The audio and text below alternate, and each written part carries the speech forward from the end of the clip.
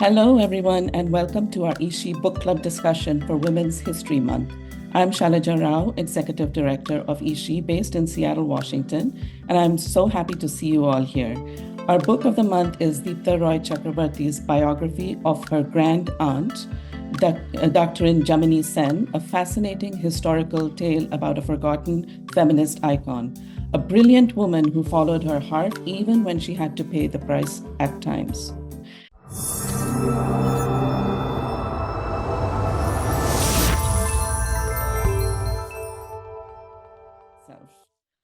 Okay, so let's do an icebreaker.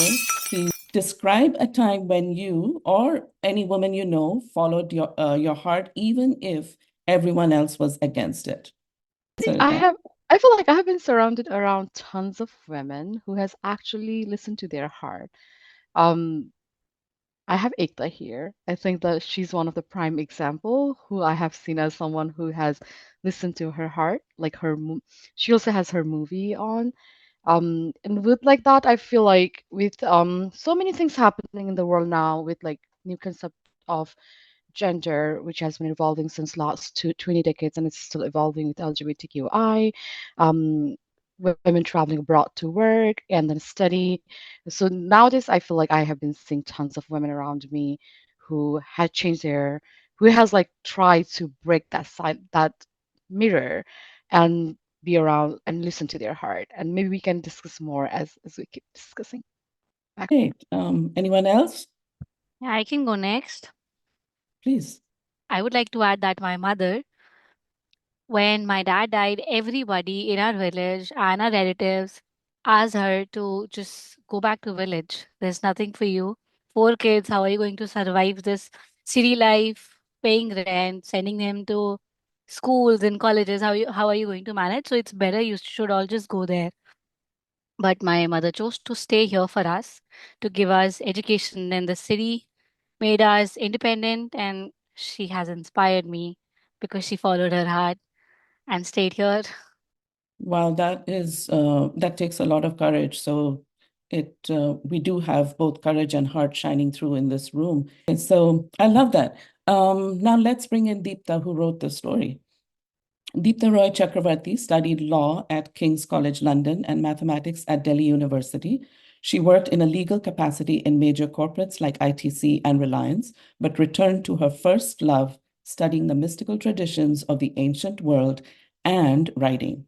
Daktarin Jamini Sen is Deepta's fourth book, having authored 3 works of fiction earlier. She currently conducts the Golden Axe Study Circle of the Wiccan Brigade. Deepta's mother is the very famous Ipshita Roy Chakraverti, who pioneered the Wiccan movement in India and is recognized for her role in removing superstition and evolving a new understanding of the word witch. Deepta, welcome. We're so glad you're here. I now would like to request Ekta, eShe's founder and chief editor, to take this forward. Yes. Hello, Deepta. So good to have you here today. And I loved your book. I've read it, I think, one and a Good to half be here. times now. Thank you. So, yeah, we were talking just before we started about, your family connection to Dr. Jamini Sen. So tell us a little about it. Like you're her grandniece. Why did you decide to write this book? And, it's also a new genre of writing for you. It's nonfiction after 3 books of fiction earlier. So tell us a little about this journey. My grandmother, that is my mother's mother, maternal grandmother, Rama Sen Chakraverti, she was the niece of Jamini Sen. Jamini herself, as you would have gathered from the book, which you read 1.5 times, that Jamini herself never married. She was close to others around her, some of those around her. My grandmother, Rama, was one of those who was a young girl at that time, who Jamini was close to. So from that line of Rama, through Rama's daughter, my mother Ipshita, I am the last descendant through this line because Rama had only one child and my mother, again, only one child. So I am the last of Jamini's line through this, what would you say, through this line of Ram. That is my link to her. Why I wrote this book, what made me write this book, in one word, if you want it, is absolute and undiluted anger. I was a very angry young woman. Like, I know they say, I think they call James Dean the angry young man, but I was, you can believe it, an extremely angry young woman because I had been hearing from the time I was in my teens, I had been hearing about Jamini from my grandmother, and I had seen some of her very fascinating objects, which have survived to this day, some of her very fascinating possessions. And the more I heard about her, the more I read up, whatever little I could find, I was extremely annoyed that why had this country, it seemed almost deliberately, chosen to forget a pioneering woman like Jamini Sen in her time, 100 years ago and more. Not only had she achieved so much within the country, within British India as well as then, she had won great recognition, she had won great accolades, even in the West. And she had brought tremendous honor to her own nation. She was the first woman ever, I don't mean East, West, anything, I just mean first woman ever to become a fellow of the Royal College of Physicians and Surgeons of Glasgow, a very rarely given honor. She was one of the first women to study medicine at the CMC, the Calcutta Medical College. And she was, in those times, one of the first women to be a working woman, a term we say so very easily nowadays. She chose to remain unmarried 100 years ago, and she was a single mother all 100 years.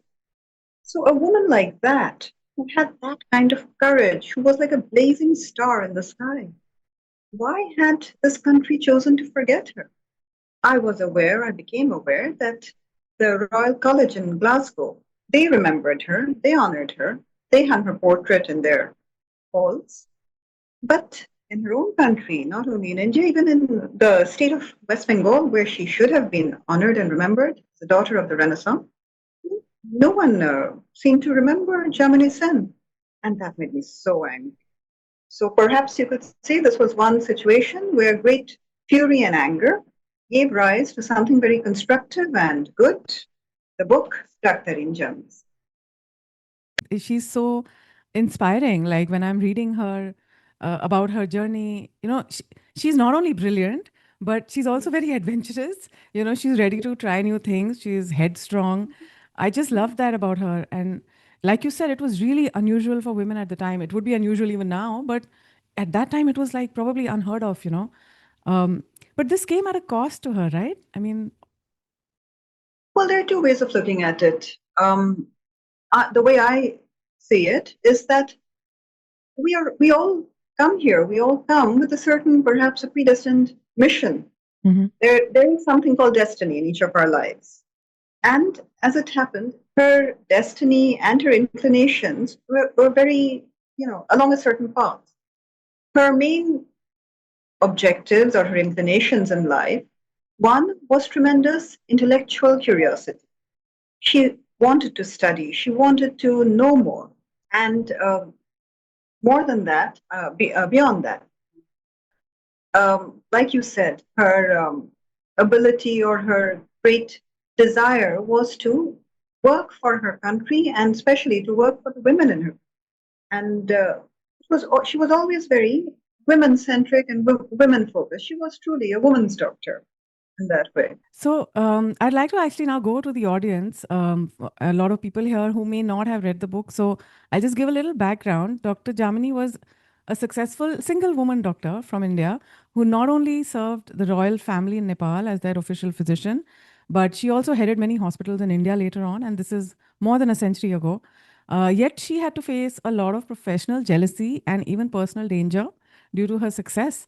Do you think, and I'm asking this to the audience, it's an open question, do you think this still happens today in workplaces in South Asia, that women face a lot of opposition when they become successful?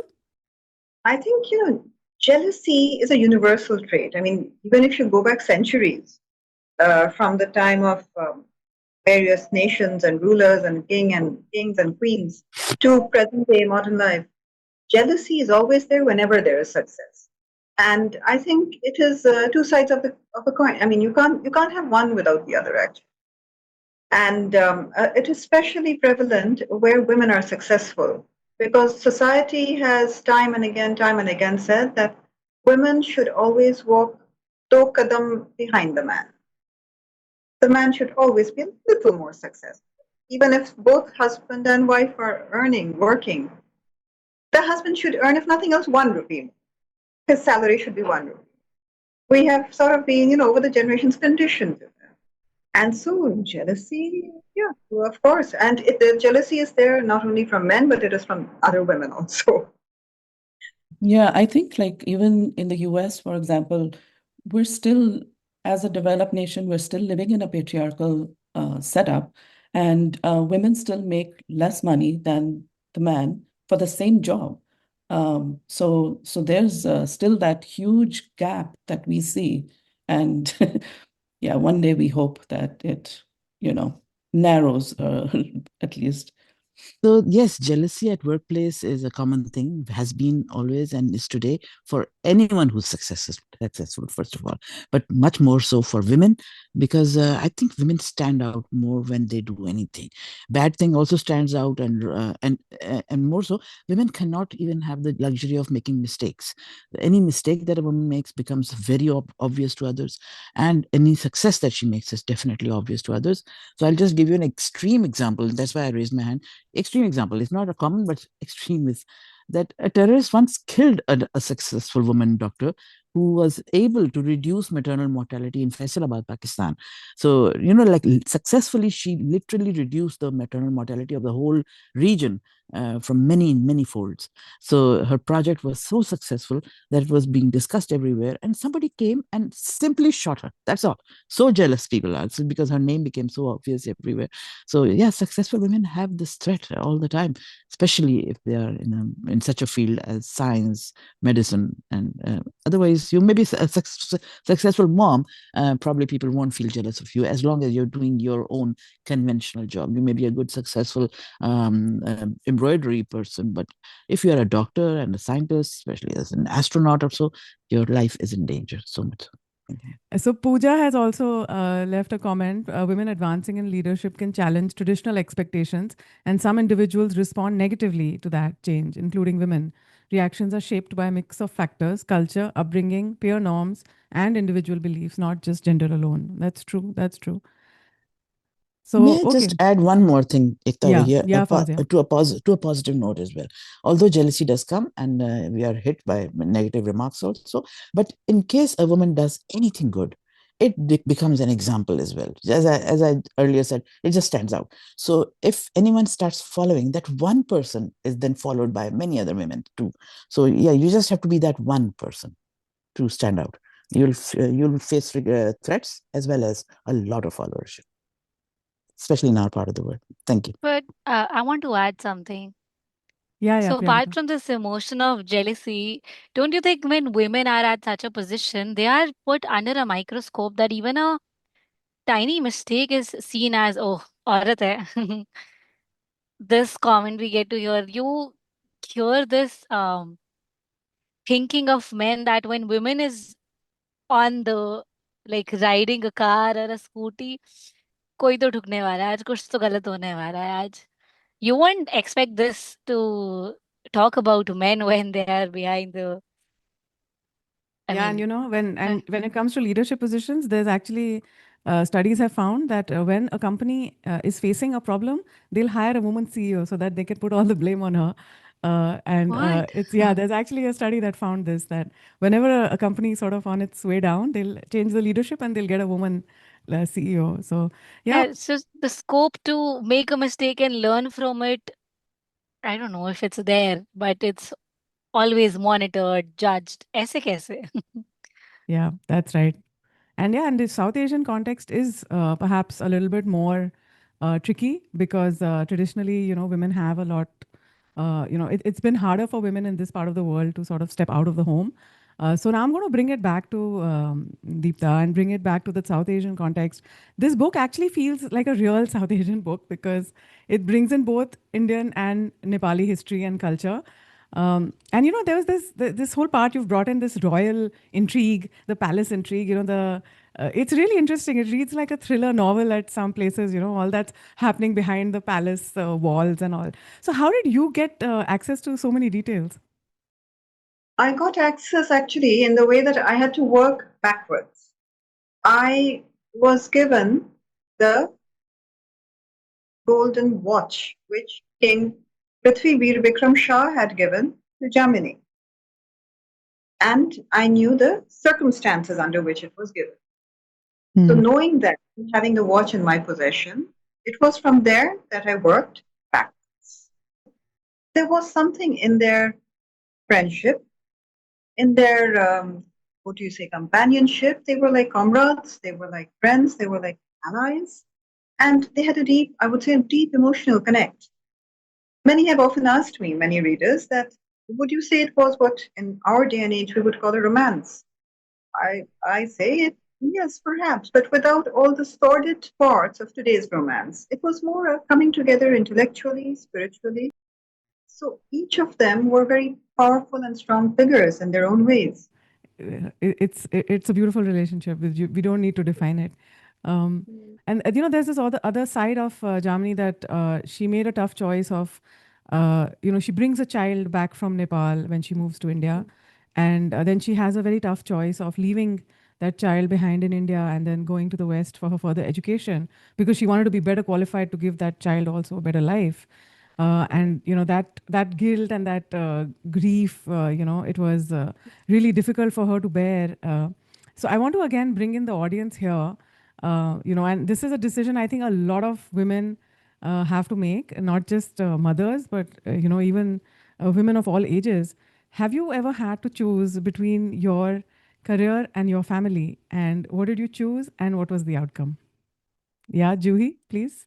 Yes, I mean, definitely there was a lot of pressure on me, to get married. That was like at an earlier age. And I did not want to get married just for the heck of it, because for me, companionship was more important. But also, I was actually working in journalism field full time. So I didn't want that to get interfered with that. And so, of course, people remind you of a biological clock and all the societal things and everything. But I always felt that, motherhood is something which is within you. It doesn't have to be only towards your own child. It could be, a child which could belong to anybody else. It could be just, a general welfare for the children, for the community. You don't really have to be a biological mother to be that. So, yes, I mean, I followed my own path because this is what it felt right to me. So, of course, there is always like tough choices behind it, tough outcomes also. But I think I would be more unhappy. I mean, I would be very unhappy if I wouldn't have followed this path. Yeah, Fazia. Yeah, I also went through the same. Any working woman does. I think every working woman does, and as inverted commas, working woman. So I was a physician and I was a medical student when this choice had to come to me very early in life, and I had to choose either a family or your work. And as a student, I all the time chose hybrid. I don't know why. And I think I know why, because my mom was behind me. I had a mom who was very, very supportive. And I think no woman can choose hybrids without a woman behind her back. It's a fallacy saying a man behind a woman. No, no, no. The man behind a woman does not allow, or the man behind a woman is not the factor by which a woman can make choices like a joint and mixed choices. Hybrids are only possible if you have women behind you. So my helper at home and my mom, if these two women were not in my life, I would have had to let go or sacrifice one for the other. But I kept both. I got married when I was even a student only, and then studies and the first baby. The first time I had to make a choice was when, on an extreme cold winter vacation, which was actually a pre-exam vacation, my mom gave proposed, or she extended this help that she'll take my baby to Lahore for some where it's a warmer weather, and then I can sit back and study for my exam quietly.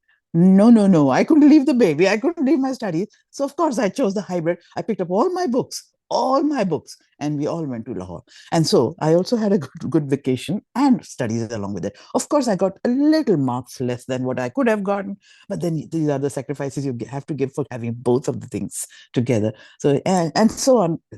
Even later, while doing my house job, I had breastfeed second baby, and of course I had to stop breastfeeding, and then I also left house job in 6 months to be continued later, which I did later. So your 1 year house job gets completed in parts, but then it both happened. It all actually happened. It kept on happening. It still is happening. I'm still working and family and everything. I even remarried. I had a second marriage. Yet I'm not leaving any part of it. I'm still doing hybrid, although all women behind me have gone. But now I am the woman who actually helps women to help to get going into everything. Don't leave anything in this life, I think. Yeah, why should we leave anything? Okay, thank Absolutely. you so much again. Yeah. Jyotsna, you wanted to say something? So I became a mother in my late 30s. And by that time, there was a lot of pressure from the family to, you had a child and this late in life, it's precious child. So why do you need to work now? So you leave your job and you be at home and take care of the child. And at that time, frankly, I was in a dilemma too. And so I went to my boss, and my boss actually is a very kind man. And he actually sat me down and he counseled me. And I continued to work. And I'm happy I took that decision at that time because my daughter is now 13 and it all fell in place. My daughter grew up well and she's a teenager now. She has her own life. And had I stopped my career, had I stopped working at that time, I probably wouldn't have been able to get back into, my workspace again. So, yeah, finally it all fell in place. And I'm happy I took the decision to continue Yeah, to work. absolutely. And Pooja has asked an interesting question. She says, we don't ask men the same question. Do we create barriers for ourselves? So, any thoughts on that, anyone? This is not a question that's asked of men. But in the context of this book, actually, I'll just clarify why I asked it because she pays a really high price for choosing to work. So, that's why I asked if anybody has made that choice just to, sometimes the cost is really high. Like in Jyotsna's case, her daughter was taken care of. She could continue working in her career. But for many women, sometimes it's a lot harder to do that. So yeah, so I'll come back to Deepta now. Just a couple of questions, and one question which is I think on everybody's mind. Knowing that you're a Wiccan witch and you have that the background coming from as a daughter of Deepta Roy, but you actually have both that those legacies. You have a grand aunt who was a pioneering doctor, and you have a mother who was a pioneering witch in a sense. So how does this dual legacy of spirituality and science, how does that play out in your life? I think I have to show my mother this recording actually when you're done with it. But I think it plays out in the way that in Wickham, science, you realize that science and spirituality go together. And in the case of Jamini Sen, science, she was a woman of science, medicine, but throughout her life, you can make out spirituality is very much part of her inner being. It is part of her personality, you could say. Her faith in destiny, her faith in God, her faith in perhaps even an afterlife. Her spirituality generally plays a very big part. It is part of it.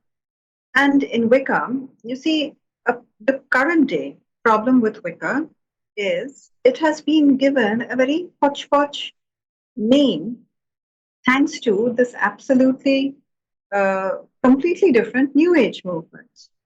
But actually, if you ask me, the true blue, unadulterated Wicca, uh, that has in it science, that has in it logic. It is a part of faith.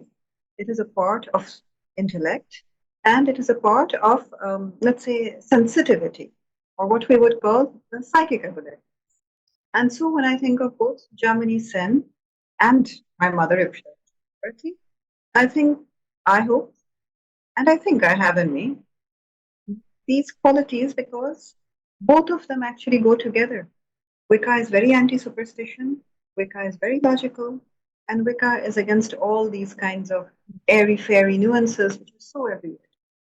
It is not about that. So that is why I think it's a good combination. Okay. So thank you for answering those questions. I know that the audience has questions as well. So I would now like to request Shailaja to come back and please take it forward from here. I see some raised hands. Fawzia? Just to continue with what you were asking, Ekta, about science and mysterious things, as they say, this hula hoo things.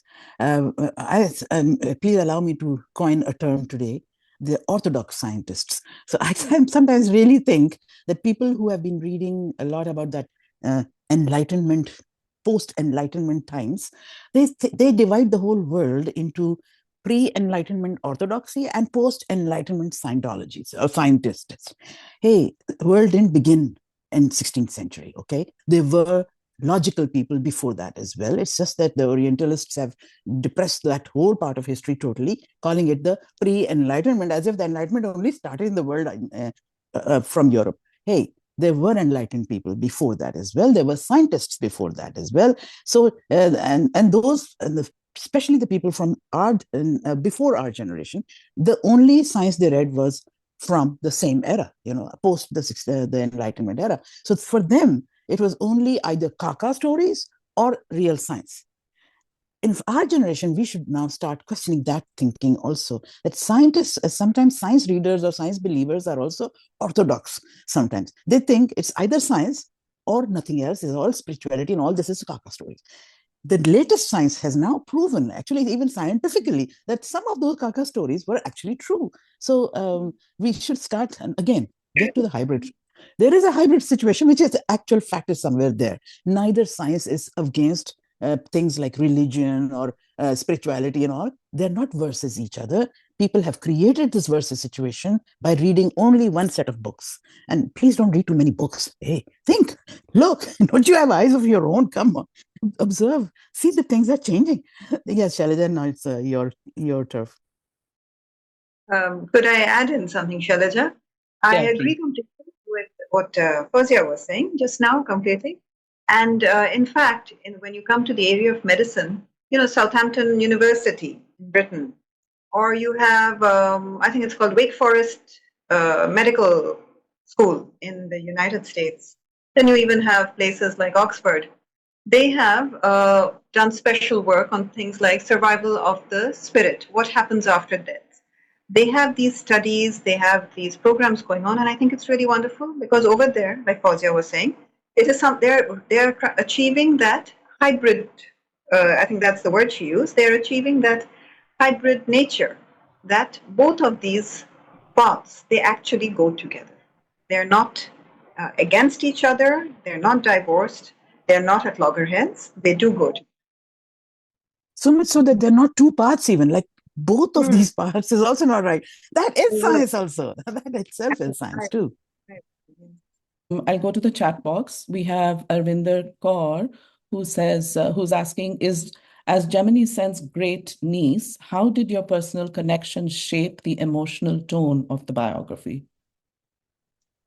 The writing of it was interesting. I must mention this, that perhaps an effective a biography, in order to be effective, in order to be true to the nature of that person who is being written about, you have to, in some way, allow some consciousness space to that consciousness which lived 100 years ago. And in my case, I feel for a while, my consciousness and that of Jamini were able to blend.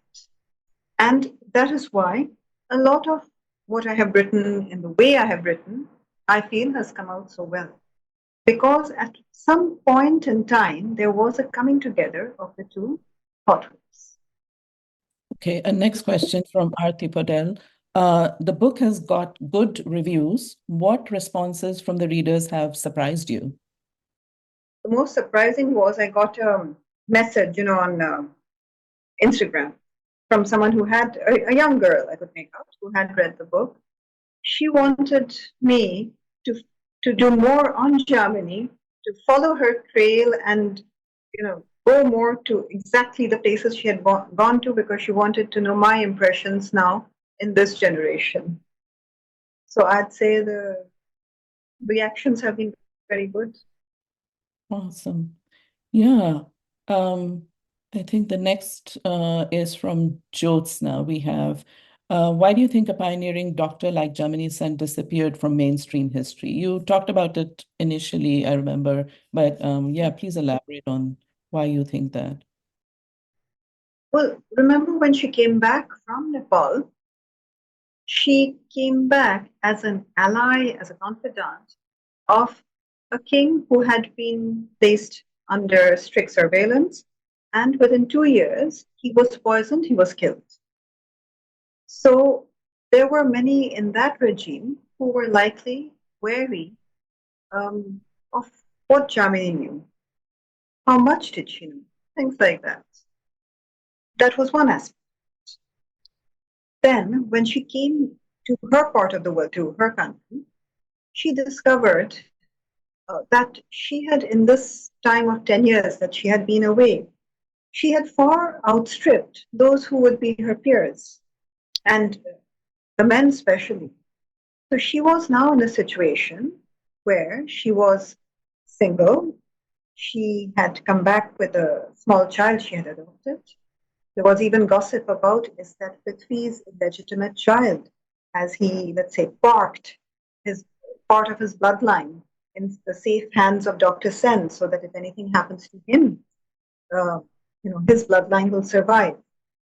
There were many speculations. There was a lot of gossip.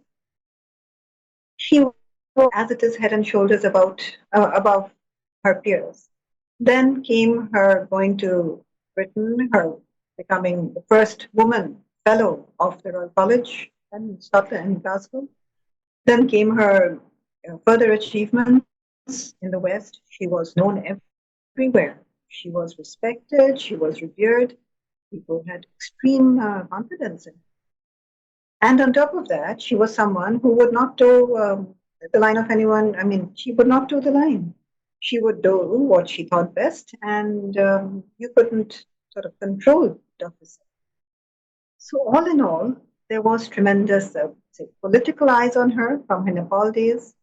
There was jealousy against her, and there were lobbies who would rather Jamini Sen not be around to show the world how inferior the rest were. Everything came together in a very, let's say, unfortunate way, where her name got lost. And that is how it would have remained, most probably, if suddenly things hadn't come in a conjunction and her story were to come out. I guess thanks to this book that you brought her back and making her known. Always a star. That's Jamini Sen for you. I think there's a hands from Priyanka. Oh, okay. Priyanka? Jamini Sen's life speaks to the challenges faced by women in medicine even today. What do you think modern working women we can learn from her?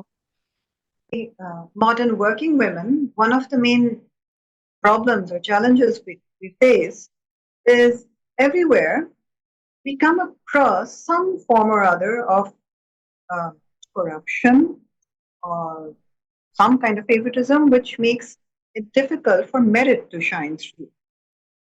But I think Jamini Sen's story has shown me, as I hope it will show others who read it also, especially women, that where there is merit, at the end of the day, there's always a way.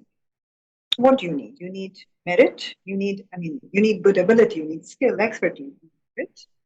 You need a tremendous stubbornness of spirit. Very stubborn. You have to be very stubborn. And you need God's own will. You need a higher hand, I believe, to bless your path forward. And if these three things are there, no amount of corruption, no amount of office politics, nothing. You just need these three things. That is what I believe Jamini's story has been. Okay, let's go back to the chat box. We have Anisha who's saying, you've written horror stories earlier. What was the experience of writing a biography like this? This biography, because it is Jamini, my own great aunt. It was an experience, like I said a little bit before, where it was a coming together of a consciousness with mine. And I do believe in the survival of the spirit. I do believe that physical death is not the end. And following in that line, I do believe that her spirit guided my. Great. We have eShe who's saying, who's asking, what's a scene or image from the book that stayed with you? What struck you doing your research? It was of of Jamini on her voyages. Somehow the picture of her, sari clad, very upright, almost stern figure, very mannish figure, we would say, very opinionated, was her mind.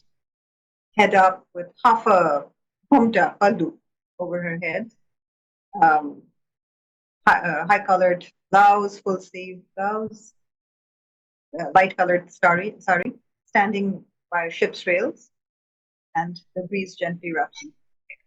That is the image which stayed on her voyages. She was a career woman. She was ambitious, she was intelligent, she was adventurous, and she was very courageous. She would take no rubbish from anyone. And on the other hand, there was this great emotional depth in her. The emotional depth which made her perhaps also made stronger her ability to feel for her patients, to feel their pain, their grief, their troubles. There's Yeah. one last question that I would like to ask. Okay, go ahead. So you also chose to stay single like your grand aunt. How have things changed for South Asian women who choose to stay single 100 years down then and now? I think 100 years earlier, before in Jamini's time, there would have been quite a few more eyebrows raised. Life would have been perhaps more difficult practically, unless you were someone like Jamini, who people revered and feared both.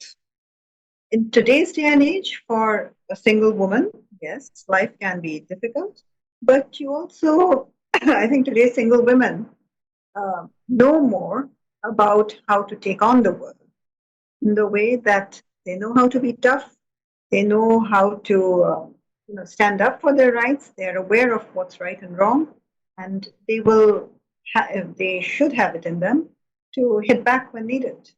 It We has need it. you it has become easier for us to make such decisions for ourselves.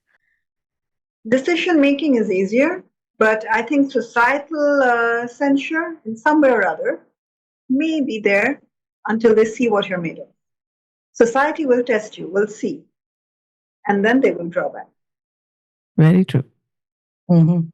I guess we're on the hour, so before we close, I'd like to activate the community here. Please do join our book club or Discord. I think you've seen the links in the chat. We'd love for you guys to join the book club. It's open to all people and genders, so please let your friends know about this. It's not just for women. You can share your reviews, suggest books, and connect with other readers. If you're on Discord, there's an active conversation that we can all have. And we also have a space where people who live in the same city can connect with one another physically. So yeah, I hope you guys join. Deepta, we're at the end, and I want to give you the last word. What do you hope the readers take away from Daktarin Jamini Sen? What question do you hope they sit with after they close the book? Jamini Sen, her life, as I wrote it, as I feel it, as I know it, her life stood for courage, endurance, and a tremendous resilience. I feel figures like Jamini Sen emerge and will always emerge, especially when there are times of great unrest. She was born at a time when India was changing. Today, again, she has emerged at a time when the world is in the midst of chaos. There is war, there is upheaval, there is death, disaster. And I feel it is for people who read the book to pick up that message of resilience, of courage, and endurance, and go on because there is always a tomorrow to look forward. Thank you, Deepta, for this beautiful book. and for sharing the story of an amazing woman with all of us. And thank you for being here today. Thank you, everyone who showed up, and we hope you read more books, and we'll see you next month.